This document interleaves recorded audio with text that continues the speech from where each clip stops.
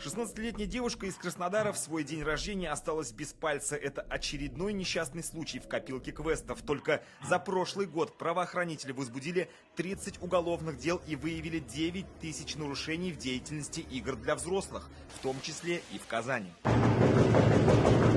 Сейчас Роспотребнадзор проверяет квест-комнату на Амирхана. Посетители жалуются на оголенные провода, дыры в крыше, полуразрушенный потолок, а лампочки вкручены прямо в сантехнику. Поговорить с владельцем нам не удалось. Двери были закрыты, а телефон не отвечал. Вот здесь находится одна из тематических игровых комнат для взрослых в столице. Попасть сюда уже своего рода квест. Дорога проходит через промышленную зону, людей встречают собаки без поводков и горы мусора. Чтобы подняться по лестнице, необходимо расчистить себе дорогу.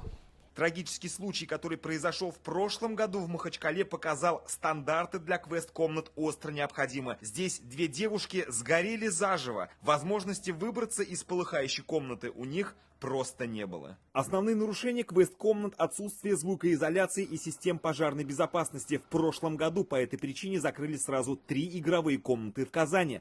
Предприниматели привлекли к административной ответственности. За квест-комнаты взялись уже в Госдуме на рассмотрение законопроект о регулировании этого рынка. С декабря этого года новый ГОСТ начнет действовать. Депутаты планируют установить жесткие правила безопасности. В каждой комнате видеокамера. Это поможет быстро разобраться в ЧП. Ведь за последний год в России 9 тысяч человек обратились к медикам после квестов.